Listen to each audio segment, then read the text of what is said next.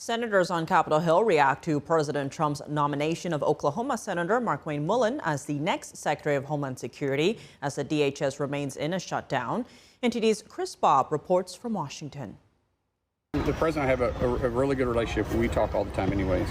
I've got to be honest with you, I wasn't expecting the call today, but super excited. The Department of Homeland Security has a very broad jurisdiction.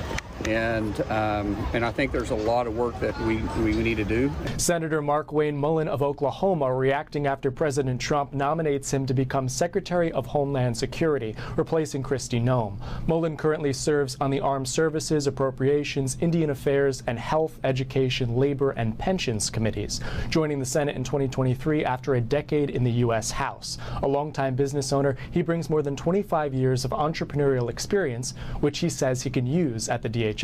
And my wife and I, over the years, we have been fortunate enough to purchase companies and grow our companies, and every day there's something you can do better. There's an opportunities to build off successes, and there's also opportunities to build off things that maybe didn't go quite as planned. Senator John Kennedy says President Trump called him Tuesday discussing Mullin after Noem testified at a Senate hearing. He was mad as a murder hornet.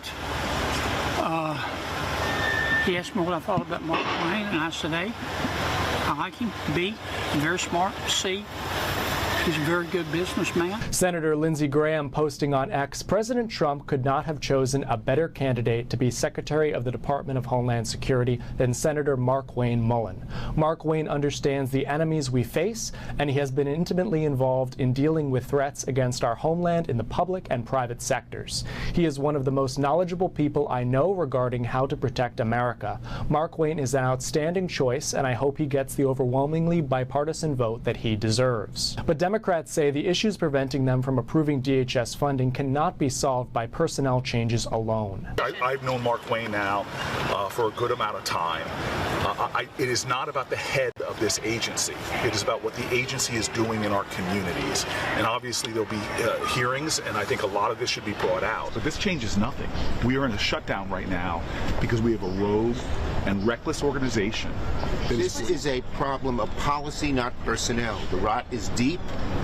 No one person can straighten this up until the president changes the whole agency, stops the violence, and reins in ICE. Mullin responding. If Mr. Schumer wants to sit down and talk to me, I'm going to sit down and talk to him. I want to try to earn their support, but if they have real concerns, I'm going to listen to it. I'm going to see if it's practical.